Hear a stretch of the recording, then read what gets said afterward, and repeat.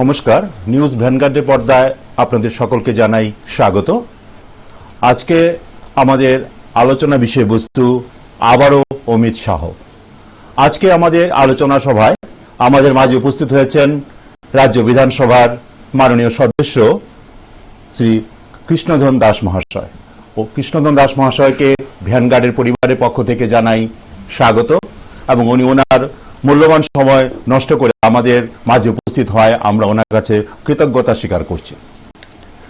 কৃষ্ণধন দা, আমরা ইতিমধ্যে জেনে গেছি রাজ্যবাসী, এই মাসে 8ই মার্চ আমাদের দেশের স্বরাষ্ট্রমন্ত্রী মহামান্য অমিত শাহজি আমাদের রাজ্যে শুভ পদার্পণ করছেন।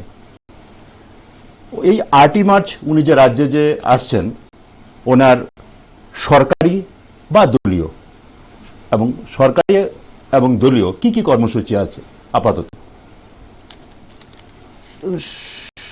কর্মসূচি, উনি বর্তমানে ভারতীয় রাজনীতির চাণক্য।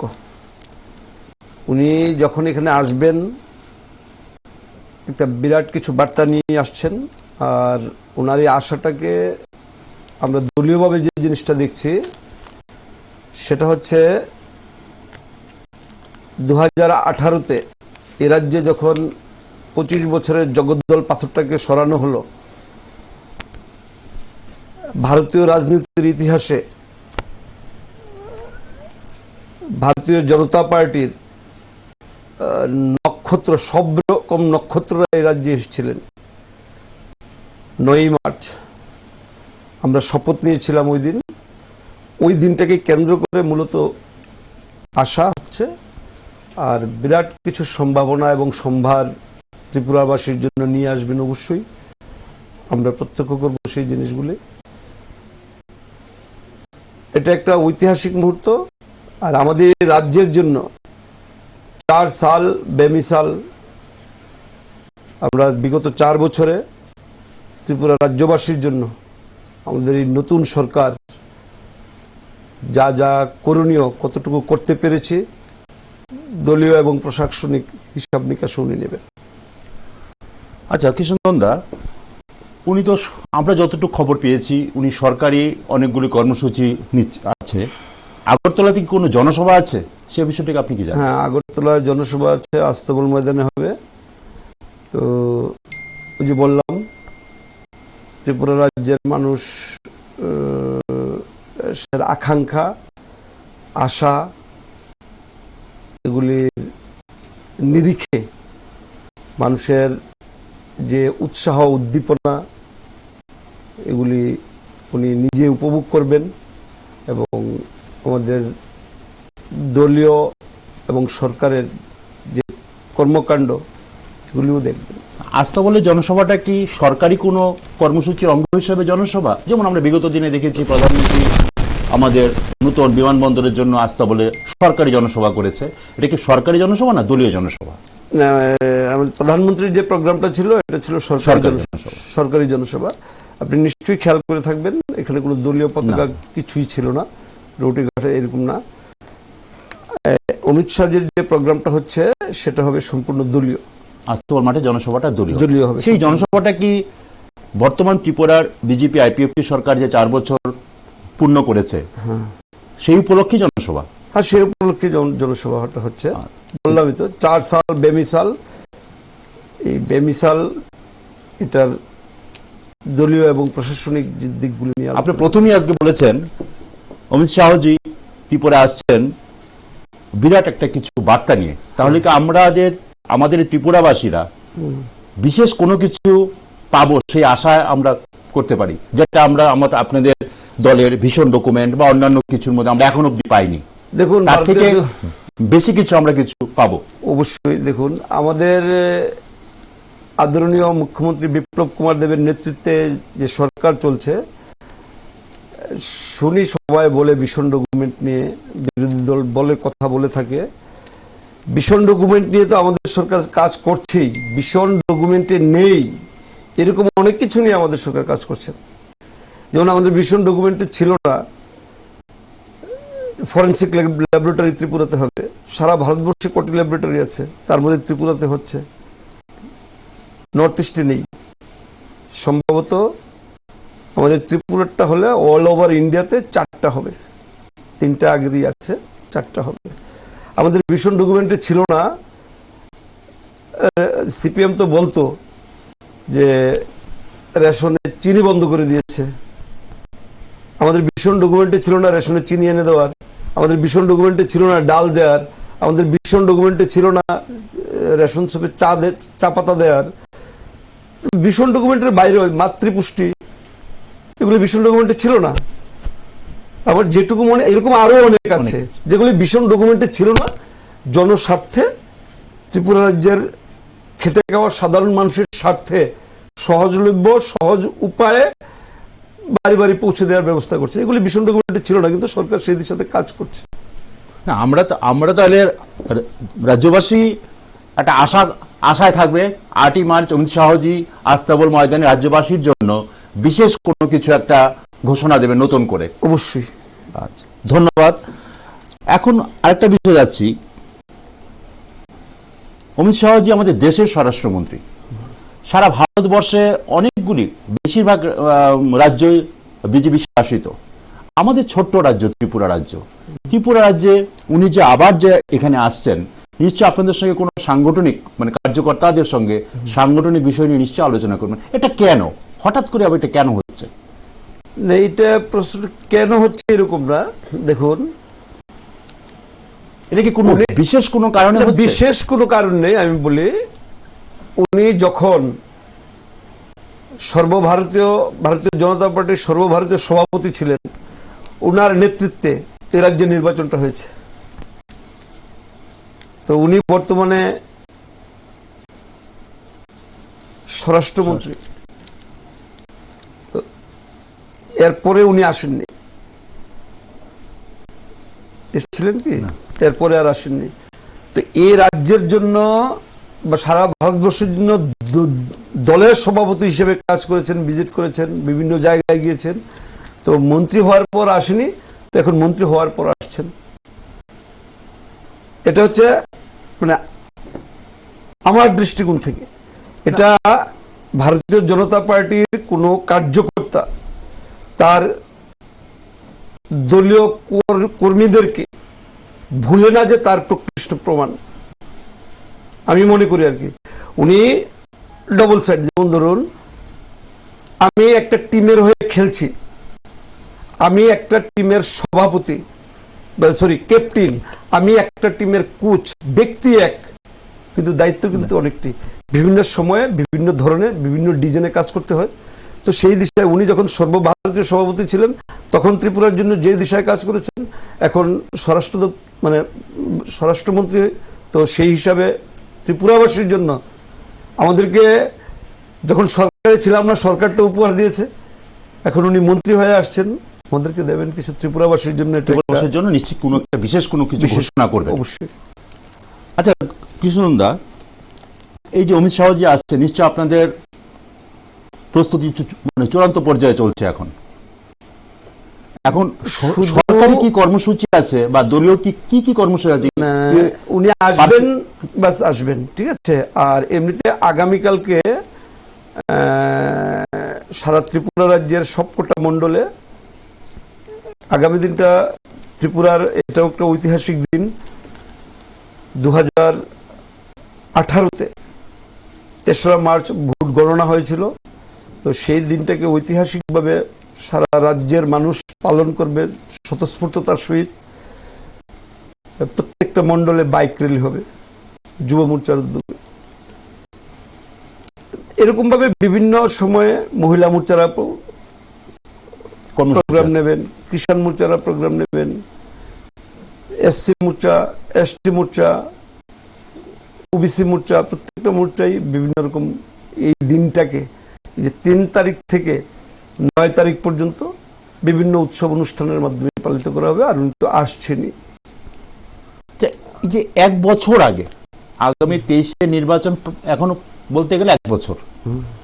1 বছর আগে যে উনি যে রাজ্যে আসছে, এটা কি বিশেষ কোন আপনাদের সঙ্গে সাংগঠনিক কার্যকর্তাদের সঙ্গে এটা কোনো বিশেষ কোনো তাৎপর্য আছে কি? বিশেষ বলতে আমি বলি, ভারতীয় জনতা পার্টির মানে নির্বাচনের রূপরেখা বা কোনো আলোচনা, বিশেষ কোনো কিছু? না না না, ভারতীয় জনতা পার্টির প্রত্যেকটা নিষ্ঠাবান কার্যকর্তা, তার জন্য প্রতিদিনই নির্বাচন। দলের যে ভাবমূর্তি মানুষের কাছে তুলে ধরার, এটা প্রত্যেক দিনের নিত্য নৈমিত্তিক কাজ। এটা আসবেন তার জন্য এক্সট্রা কিছু হবে ওইরকম কিছু নেই। স্বাভাবিক ছন্দে ভারতীয় জনতা পার্টি বিগত দিনে যেভাবে মানুষের সাথে কাজ করেছে, যোগাযোগ রক্ষা করেছে, যা যা করণীয় ছিল আগামী দিনও তাই হবে। এটার জন্য এক্সট্রা ওরকম ভাবে, ধরুন আমি বলি, আমি যে কথাটা বুঝাতে চাইছি, পরীক্ষা আসলে বেশি করে পড়ব এরকম কোন ব্যাপার অন্তত ভারতীয় জনতা পার্টির নেই। ধারাবাহিকভাবে ধরুন আমি 3 ঘন্টা পড়লাম, প্রত্যেকদিন 3 ঘন্টা করে পড়লে পরীক্ষা আসলে রাত জেগে পড়ার কোনো প্রয়োজন আসে না।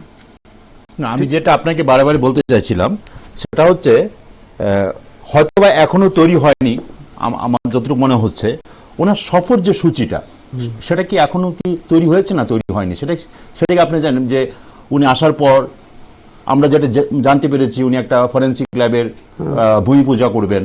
হ্যাঁ, সেরকম মানে কি কি কর্মসূচি আছে? উদয়পুর মার মন্দিরে যাবেন, এরকম আমরা শুনতে পেয়েছি। এরকম কি কি কর্মসূচি আছে? বা আগরতলায় জনসভাটা, সেটা কয়টায় জনসভাটা হবে, সেটা কি কোনো কর্মসূচি তৈরি হয়েছে? কর্মসূচি এখনো মানে পুরোটা হয়নি। আচ্ছা, যখন আসবেন আপনারা নিশ্চয়ই বার্তা পেয়ে যাবেন। তবে সম্ভবত জনসভাটা 12টার কাছাকাছি টাইমে, এরকম একটা টাইমে হবে। 8 তারিখ 12টায় আস্তাবল ময়দান। হ্যাঁ। আচ্ছা, এই যে আপনি কিছুক্ষণ আগে বললেন ভীষণ ডকুমেন্টের বাইরেও অনেক কাজ হয়েছে, তাহলে কি ভীষণ ডকুমেন্টের সব কাজই মোটামুটি শেষ হয়ে গেছে? আর 1 বছর আছে নির্বাচন। ভীষণ নির্বাচনের সময়ই আবার আপনারা যখন জনগণের কাছে যাবেন বা আপনাদের দল যাবে, তখন এই প্রশ্নগুলি আবার আসবে যে ভীষণ ডকুমেন্টের ব্যাপারটা। আমি তো বললাম ভীষণ বাইরে তো অনেক কাজ হয়েছে, সেটা আপনি বললেন, সেটা আমরা জানতে পেরেছি। ভীষণ 100% হয়ে গেছে সে কথা আমি বলছি না, কিন্তু আগামী 1 বছরে বাকি যেগুলো আছে সেগুলো প্রায় শেষ হয়ে যাবে। মানে ভীষণ ডকুমেন্ট কমপ্লিট করার পরই আবার নির্বাচন, মানে 1 বছরের মধ্যে প্রায় সবগুলোই পূর্ণ হয়ে যাবে। প্রায় পূর্ণ হয়ে যাবে। এখন বিজেপির যে দলীয় অবস্থান রাজ্যে, আমরা ধরে নিতে পারি যে আগামী 2023-এ এরকম সময়টা হয়তো নির্বাচন হয়ে গেছে বা নির্বাচন হবে, এরকম একটা ভাব থাকবে। আপনাদের দলীয় সাংগঠনিক অবস্থান কোন জায়গায় আছে? দলীয় সাংগঠনিক অবস্থান বেশ তরতাজা এবং উদ্দাম উচ্ছ্বাসের সহিত আছে, একদম উৎফুল্ল মেজাজে আছে। তাহলে বলুন। বলছি, যখন বন্যার জল দেখেছেন তো নিশ্চয়ই, বন্যার জলে অনেক কিছু আসে, তখন জলটা ঘোলাটে থাকে। কিছুক্ষণ যখন আপনি একটা গ্লাসের মধ্যে রাখবেন, তারপর খড়কুটাগুলি উপরে ভেসে থাকবে, ভারী আবর্জনাগুলি নিচে পড়ে যাবে। তো উপরের খড়কুটাগুলি যদি আপনি উঠিয়ে ফেলে দেন বা ঢেউয়ের সাথে বেরিয়ে যায়, তারপর জলটা স্বচ্ছ হয়ে যায়, নিচে কি আছে তাও দেখা যায়। দলের পরিস্থিতি এখন এরকম আছে। খড়কুটো বলতে কি আপনি কাউকে ইন্ডিকেট করতে চাইছেন? না, আমি ইন্ডিকেট না, আমি তো সরাসরি বললাম। আচ্ছা, খড়কুটো যারা তারা চলে গেছে, জলের ঢেউ চলে গেছে। আচ্ছা, ঠিক আছে, এখন জল স্পষ্ট। নিচের যেই ভারী যে বস্তুগুলো, এগুলো নিচে থাকবে না, তো ওগুলো দেখা যাবে, আমি সেটাই বললাম। এবং দেখা যাচ্ছে, দেখা যাবে, এরকম তো হবে। আমি তাহলে আগামী 23-এর যে নির্বাচন, হ্যাঁ, 23-এর নির্বাচনে আপনারা মানে কতটা দৃঢ় যে আমরা 23-এর পরে আবার সরকারে আসবে বিজেপি আইপিএফটি জোট সরকার? দেখুন, আমার দৃঢ়তার বিষয় না এটা। আপনি একজন কার্যকর্তা। আমি কার্যকর্তা, দলের হয়ে কাজ করি। মানে ত্রিপুরার মানুষ, সাধারণ মানুষের চোখ মুখ দেখলেই বোঝা যায় ভারতীয় জনতা পার্টি আগের থেকে অনেক বেশি আসন নিয়ে সরকার প্রতিষ্ঠা করবেন। আর আপনি একটু আগে কি যেন বলতে চেয়েছিলেন, একটু এর আগে, এই কথাটা বলার আগে কি যেন একটা বলছিলেন? বিজেপি আইপিএফটি জোট সরকার। না, জোট কি জানি ইন্ডিকেটর কথা কি যেন কি আচ্ছা, ওই যে বন্যার জলে হ্যাঁ হ্যাঁ খড়কুটোর মতো এটা আর কি, আপনি কি কাউকে মানে ডাইরেক্ট ইন্ডিকেট করতে চাইছেন? না, ইন্ডিকেটর বিষয় না, এটা এখন স্পষ্ট হয়ে গেছে আর কি। আমি ইন্ডিকেট করার কিছু নেই। আচ্ছা আচ্ছা, এটা এখন স্পষ্ট হয়ে গেছে, খড়কুটোরা চলে গেছে, খড়কুটা চলে গেছে। এটা থাকতে পারে না। না, ভারতীয় জনতা পার্টি একটা আদর্শ নিয়ে আছে। আমাদের যে মতবাদ, একাত্ম মানবতাবাদের মতবাদ, আমাদের ভারতীয় জনতা পার্টির যে মতবাদ, সেটা হচ্ছে সমাজের অন্তিম ব্যক্তির কাছে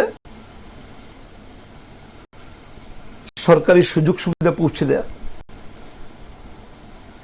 দলটা দলের মতো করে চলে। যে ব্যক্তি বা যারা মনে করে নিজের মতো করে দল চলবে, যেমন আমি বিধায়ক,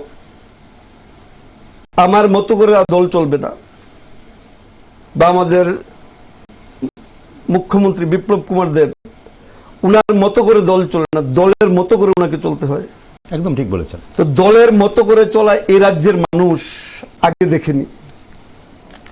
সারা রাজ্যটাকে একটা বিভ্রান্তির মধ্যে ফেলে দিয়েছিল। আমি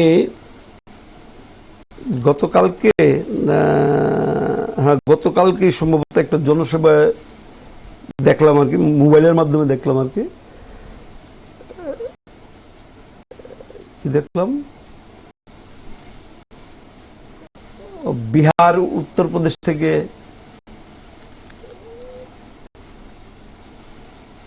সাব শুটার আনা হয়েছে ওনাকে হত্যা করার জন্য, এরকম একটা দেখলাম। আপনি দেখেছেন কিনা আমি জানি না, সোশ্যাল মিডিয়াতে ভাইরাল হয়েছে।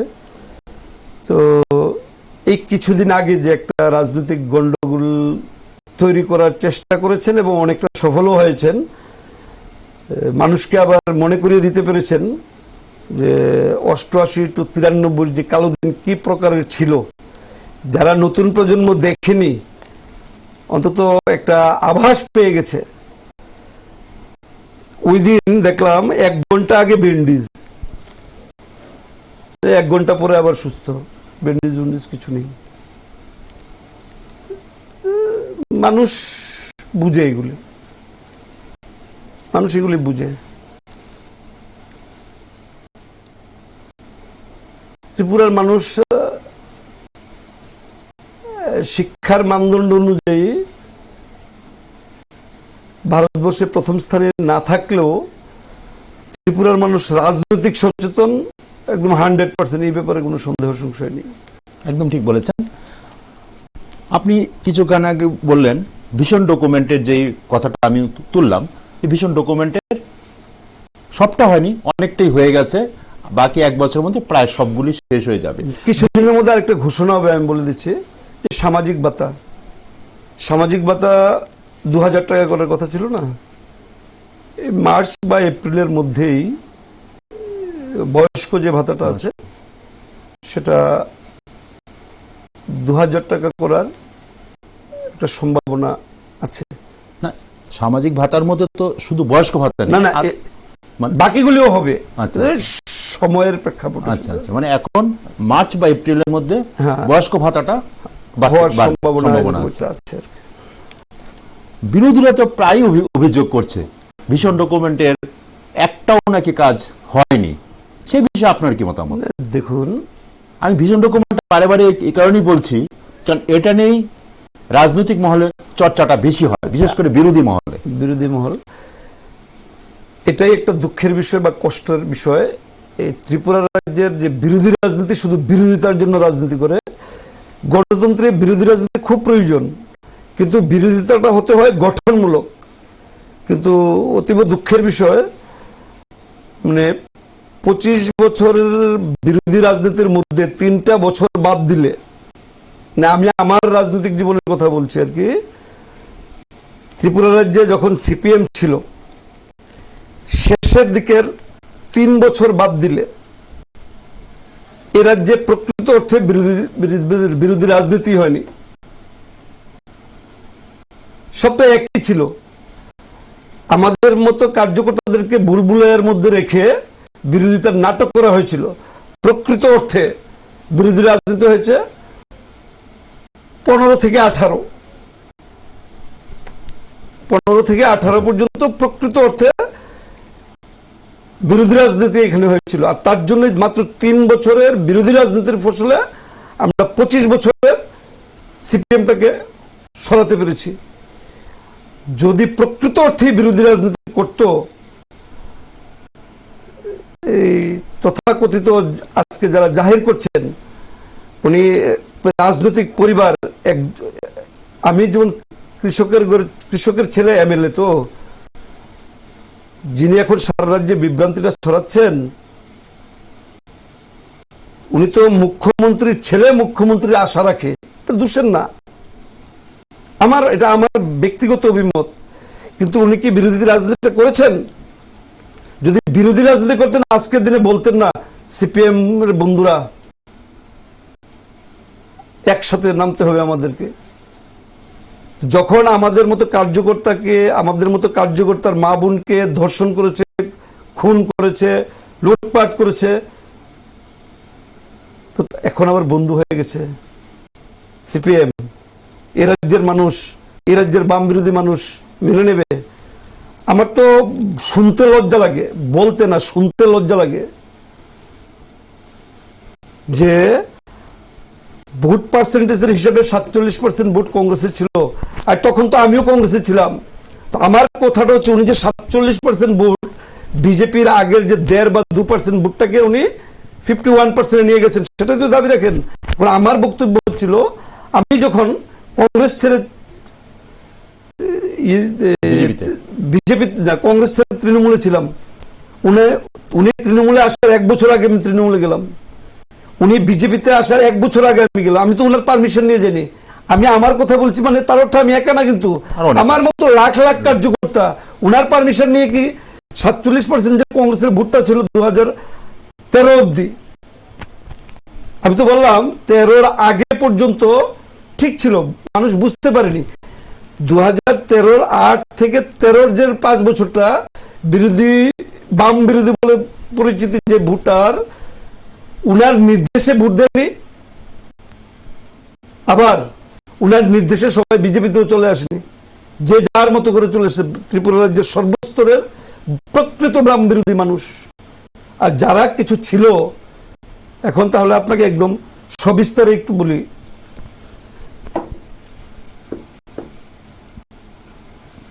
এই রাজ্যে যখন 2018-তে নতুন সরকারটা প্রতিষ্ঠিত হয়েছিল, তাহলে এখন একটা জিনিস পরিষ্কার, 2015 সাল থেকে ত্রিপুরা রাজ্যে বিরোধী দলের যে প্রকৃত যে বিরোধী দল, গঠনমূলক বিরোধিতা 2015 সালে শুরু হয়েছে, বিজেপি থেকে শুরু হয়েছে। হ্যাঁ, বলুন এবার। আচ্ছা, যে কথা বলছিলাম, মানে এখন আপনি যেটা বললেন কাউকে ইন্ডিকেট করছি কিনা, ওটার পরিপ্রেক্ষিতে বলছি। উনার আচার আচরণটা বা উদ্দেশ্য বিধেয়টা আমি আমার মতো করে একটু বলার চেষ্টা করছি আর কি। যারা যারা দেখছেন, এটা আমার অনুরোধ আর কি, আমার বিশ্লেষণটা যদি আপনাদের কাছে ভালো লাগে ধন্যবাদ জানাবেন ভ্যানগার্ডকে, কারণ আমাকে সুযোগ দেওয়ার জন্য আমার মতো করে বলার। সমস্ত দর্শককে আমি জানাতে চাইছি, 2018-তে এই রাজ্যে যখন সরকারটা প্রতিষ্ঠিত হলো, তখন একটা শব্দ ছিল, সব সিপিএম আয়া পড়তেছে, সিপিএম রে লইয়া আবার সংসার করতে হইব। একটা রো ফিটলাম না, একটা রো কাটলাম না, একটা বাড়ি তো আগুন দিলাম না, 25 বছরের জ্বালা যন্ত্রণা এমনি বউ লইয়া থাকতে হইব, এটা একটা হইল? সরকারটা টিকবো? কে কইছিল বুঝালেন আপনারা? প্রথম কয়েকটা মাস মানে খালি জ্বালা, সরকার নাকি টিকতো না। কেন টিকতো না? সিপিএম এর বাড়িতে আগুন দেওয়া হয়েছে না, খুন মার্ডার হয়েছে না, ধর্ষণ হয়েছে না, মানে বিজয় উল্লাস, মানে আতঙ্কগ্রস্ত হয়েছে না, এই কারণে সরকার টিকতো না। কে কইছে? ত্রিপুরা রাজ্যের মানুষ জানে না? আবার বিজেপি তো আইলাম ঠিকই, যেদি আমরা সোহের দিকে চাইয়া কথা কইছে না, মানে কি জানি ফাওয়ার দিকে চাইয়া কথা কইছে না, ওখানে সোহের দিকে চাইয়া কথা কয়। অর্থাৎ সাধারণ কার্যকর্তা যারা বুথ সভাপতি বা পৃষ্ঠা প্রমুখ বা মন্ডলের সদস্য হয়েছে 2015 থেকে তো মানে সাংগঠনিক যে পদগুলি তো রিজার্ভ না, তো এবার তো ওরা শেষের দিকে আসলো। ওরা তো ভারতীয় জনতা পার্টিতে যে আসলো ওরা বাধ্য হয়েছে আসার জন্য। ওদের আমরা যারা বাম বিরোধী, প্রকৃত অর্থে বাম বিরোধী মানুষ, 2016 সালে বোধ হয়, হ্যাঁ 2016 বা সালের থেকে মানে তথাকথিত বাম বিরোধী আমরা যারা বলতাম আর কি, উনি যে 47% ভোটের দাবি রাখে যেগুলি, উনাকে বলে কয়ে আসেনি, স্বতঃস্ফূর্ততার মাধ্যমে সব মানুষ চলে এসছে। তখন উনি শূন্য হয়ে গেছেন, খালি না এসে উনার নেতৃত্ব জাহির করতে গেলে, রাজনীতির ময়দানে ওনাকে থাকতে গেলে ভারতীয় জনতা পার্টিতে আসতে হবে সেটা বুঝে উনি এসেছিলেন। তা আমি যে প্রসঙ্গটা টানছিলাম, তো উনাদের মাধ্যমে আবার বার্তা ছড়লো কি রাজ্যে, যেই লোকগুলো আমাদের ফায়ার দিকে চাই কথা কইছিলেন, সোর দিকে চাই, তারার কমান্ডে আন্ডার কাজ করতে হইব, তাদের কমান্ডে পার্টি চলবো। আবার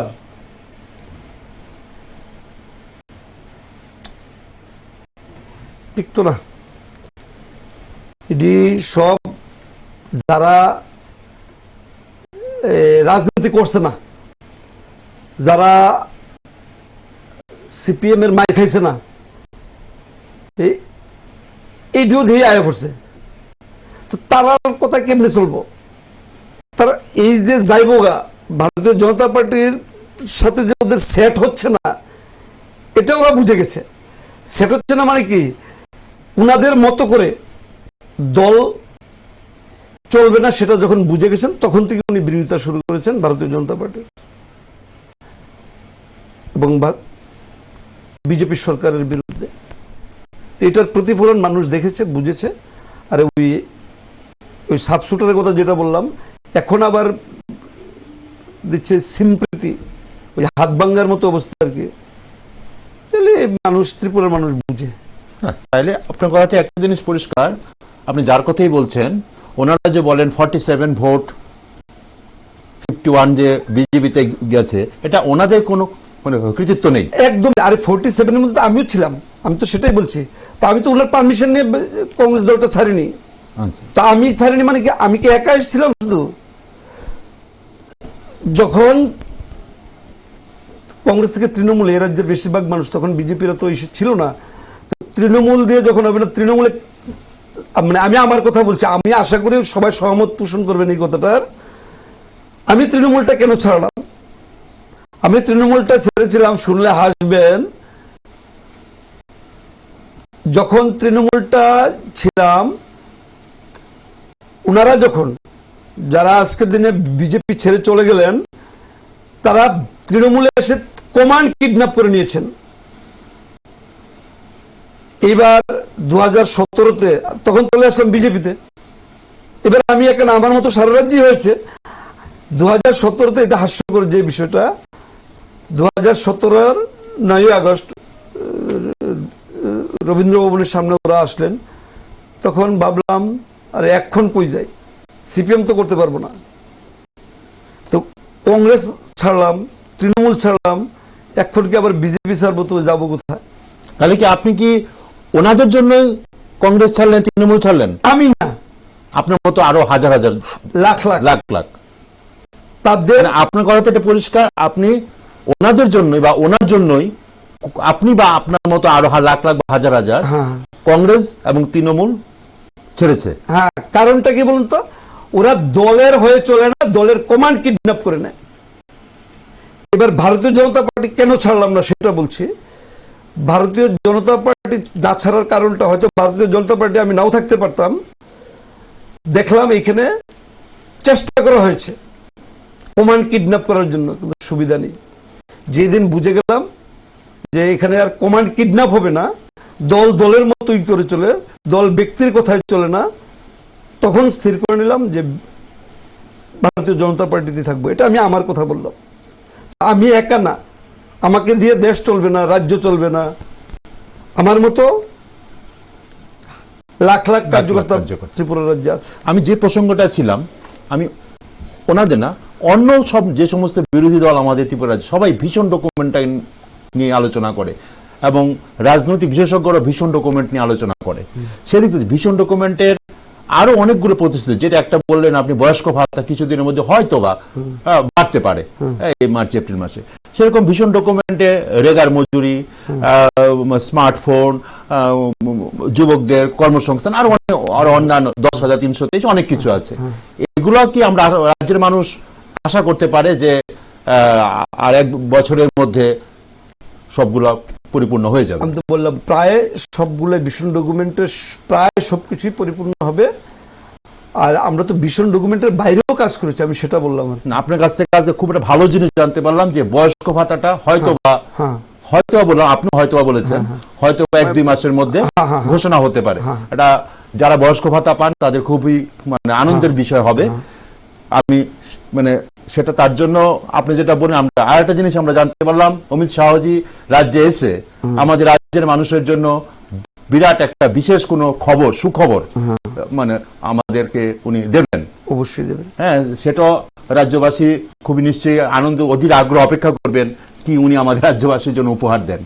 আচ্ছা কৃষ্ণচন্দ্র, আমি যেটা বলতে চাচ্ছি, 2023-এর যে নির্বাচন, সেই নির্বাচন কি বিজেপি আইপিএফটি জোট সরকারি জোটই নির্বাচনে যাবে? এখন কি সেই পর্যায়ে কোনো আলোচনা হয়েছে আপনাদের? সেই পর্যায়ে আমাদের কোনো আলোচনা হয়নি, এটা আমাদের দলীয় সভাপতি বলতে পারবেন। এ নিয়ে আমাদের সাথে ডিসকাস হয়নি, কিছু এখনো হয়নি, সেটা আমি বলতে পারছি না আজকে। আচ্ছা, বিজেপি আইপিএফটির সঙ্গে 23-এ নির্বাচন লড়বে কি লড়বে না, এখনো সেটা কার্যকর্তাদের সঙ্গে আলোচনা হয়নি? এমন কোন আলোচনা হয়নি। ওদের সাথে লড়বে, ওদের সাথে নিয়ে লড়বে এটাও বলা হয়নি, ওদের সাথে নিয়ে লড়বে না সেটাও বলা হয়নি, কাদেরকে নিয়ে করবে এটাও বলা হয়নি। এই ধরনের কোন আলোচনা আমাদের দলগতভাবে আমাদের যে দলীয় প্রমুখ আছেন ওনারা বলবেন আর কি। আচ্ছা কৃষ্ণচন্দ্র, আরেকটা বিষয়, আমাদের সময়ও প্রায় শেষ হয়ে আসছে, সেটা হচ্ছে এই যে অমিত শাহজি রাজ্যে আসছেন, রাজ্যের মানুষ বিশেষ করে বর্তমান বিজেপির সমর্থক বা বিজেপি দরুদি বা বিজেপি কার্যকর্তা উৎসাহ, সেই উৎসাহটা কিরকম পর্যায়ে আছে? উনি অনেকদিন পরে আসছেন ত্রিপুরা রাজ্যে। আমি তো বললাম, দেখুন আমরা ত্রিপুরার মানুষ কৃতজ্ঞতা স্বীকার করতে পছন্দ করি। অমিত শাহজি যখন সর্বভারতীয় সভাপতি ছিলেন, উনার নেতৃত্বে এ রাজ্যের সরকার পরিবর্তন হয়েছে। উনি বারবার এসেছেন, কয়েকবার এসেছেন, এবং আমার বামুটিয়ার জন্য একটা বিরাট গর্বের বিষয় ছিল 2018-র বিধানসভা নির্বাচনে আদরণীয় অমিত শাহজি আমাদের বামুটিয়া কেন্দ্রে রথযাত্রা করেছিলেন। আমার সৌভাগ্য হয়েছিল খুব কাছে থেকে ওনাকে দেখার বা কথা বলার। ওনার রথে আমি সামিল ছিলাম, আমার জন্য বাইক র্যালি করেছেন। উনি আসবেন এ রাজ্যে, তো বামুটিয়া সহ সারা রাজ্যে, এটা উদাহরণটা বললাম আর কি। এরকম তো বিভিন্ন জায়গায় গিয়েছেন, রথযাত্রাটা শুধু বামুটিয়ায় করেছেন আর কি। সমাবেশটা হয়েছিল মোহনপুর। তারপর ত্রিপুরার রাজ্যের পাহাড় গ্রাম সর্বস্তরের মানুষ খুব উৎসাহ উদ্দীপনার সহিত কৃতজ্ঞতাবোধ জানাতে আপনি দেখবেন লাখো লাখো মানুষের সমাবেশ হবে। আমাদের সময়ও প্রায় শেষে আসলো। কৃষ্ণনন্দের কাছে আমাদের শেষ প্রশ্ন, রাজ্য রাজনীতিতে আমরা যেটা দেখতে পাচ্ছি, বর্তমান ত্রিপুরাতে যে বিরোধী দলগুলো আছে, বিশেষ করে 4টা বিরোধী দল এখন আছে, পাহাড়ে 1টে আর সমতল পাহাড়ে আরো 3টে দল চলছে। আপনি কি মনে করেন আগামী 23 নির্বাচনে, আপনি কিছুক্ষণ আগে বললেন বিজেপি বা বিজেপি নেতৃত্বাধীন সরকার 23 আরো বেশি আসন নিয়ে সরকার গঠন করবে, প্রধান বিরোধী দলের ভূমিকা কে পালন করবে? দেখুন, আমি আরো কয়েকবার আপনাদের চ্যানেলের মাধ্যমেই বলি, গাণিতিক হিসাব অনুযায়ী এ রাজ্যে সেকেন্ড পজিশন সিপিআইএম। তো এখন বাকি যে শাখা উপশাখাগুলি আছে ওরা ওদেরকে এগিয়ে দেওয়ার চেষ্টা, ওদের এখানে সিপিএম ছাড়া অন্য কেউ মানে বিজেপিকে সরিয়ে সরকারে আসবেন এই ধরনের স্বপ্ন কেউ দেখছেন না, কিন্তু ওরা সিপিএম এর সাহায্যকারী ক্রিয়া হিসেবে কাজ করতে গেছেন। কিন্তু এই রাজ্যের মানুষ, আমি একটা সহজ সরলভাবে বলার চেষ্টা করছি, এই আমরা বললাম আপনি যদি আসুন তো আসুন, না আসলে চলে যান, মানে গ্রামের ভাষা আইলে আয়ো না আইলে যাও, ঠিক আছে? এটাতে ইংরেজিতে যারা ইংরেজি বেশি বুঝে, ইংরেজি বেশি বলে, তাদেরকে যদি ট্রান্সলেট করার জন্য বলা হয় কি বলবে? If you come welcome, otherwise bye bye, নাকি? আবার এখন যেটা বলবো সেটা হয়তো গ্রামারে হবে না, সেটা হচ্ছে come to come no come to go. Tripura রাজ্যের মানুষ গ্রামাটিক্যাল ইংরেজিটা যদি নাও বুঝে, কিন্তু come to come no come to go মানে আইলে আয়ো না আইলে যাও, এই জিনিসটা কিন্তু খুব ভালো বুঝে। বাঁকা পথে সিপিএম কে পাইয়ে দেওয়ার যে অপপ্রয়াস, সেটা এ রাজ্যের মানুষ বুঝে গেছে। এ ব্যাপারে কোনো সন্দেহ সংশয় আমি বা আমার মতো এ রাজ্যে বাম, প্রকৃত অর্থে বাম বিরোধী কোন মানুষ বা জনদরদী, শুধু বাম বিরোধী বলবো না, জনদরদী মানুষ এইটুকু বুঝে। আজকে কিন্তু আলোচনা সভায় আপনি যেই খড়কুটো বললেন, আমি কিন্তু ভ্যানগার্ডের পক্ষ থেকে এই প্রসঙ্গে যাচ্ছিলাম না, আপনি প্রসঙ্গটা তুললেন। সেখানে একটা প্রশ্ন থেকে যাচ্ছে, আপনি বা আপনার দল সেই খড়কুটোকে আগামী নির্বাচনে কি কোনো ভয় করছেন? একদমই না, একদমই না। মানে ভয় পাওয়ার কোনো প্রশ্নই আসে না, কারণ এ রাজ্যে যারা রাজনীতি বুঝে, এ রাজ্যের রাজনৈতিক সচেতন মানুষ ওদের উদ্দেশ্য বিধেয় সম্পর্কে সম্পূর্ণ জেনে গেছেন, জ্ঞাত। 88 to 93 কি হয়েছে এ রাজ্যে, এ রাজ্যের মানুষ জানে কার নেতৃত্বে হয়েছে, কি কি হয়েছে, কলেজ পড়ুয়া ছাত্রীদের সাথে কি হয়েছে, পুলিশের সাথে কি হয়েছে, রিক্সা শ্রমিকদের সাথে কি হয়েছে, উকিলদের সাথে কি হয়েছে, কার সাথে হয়নি। এ রাজ্যের মানুষ ওই দিনের পেট্রোল বোমা থেকে সবকিছু স্পষ্ট, মানে ইচ্ছা না থাকলেও চোখের মধ্যে স্পষ্ট বেশি উঠছে। মানে এই রাজ্যটাকে কতটুকু সুখ দেবেন, আর ওদের মাধ্যমে 5 বছর ব্যক্তিগতভাবে ওনারা সুখী হওয়ার কারণে এ রাজ্যের মানুষ 25 বছর সিপিএম এর যে অরাজকতার যে শাসন বাধ্য হয়েছিল মেনে নিতে। আপনি দেখুন 2018 নির্বাচনের আগে যতটা নির্বাচন ছিল 93 থেকে শুরু করে 2018 পর্যন্ত, শুধু কালো দিন, শুধু কালো দিনই। কালো দিন কথাটা বললেই নির্বাচনে এই আয়া পড়ছি, আয়ালই, আইতাছি যে একটা ভাবসাব থাকে না, এই কালো দিনটার কথা বললেই নির্বাচনের কয়েকদিন আগে বা ভোটের বাক্সে এটার এফেক্ট স্বাভাবিকভাবে হতো। এটা তো অস্বীকার করার কোনো উপায় নেই। 2018 সালের যে নির্বাচন, ভারতীয় জনতা পার্টিতে এরা জাগে ছিল না, তো কালো দিনের ওরা তবু চেষ্টা করেছিল কালো দিনের প্রলেপ।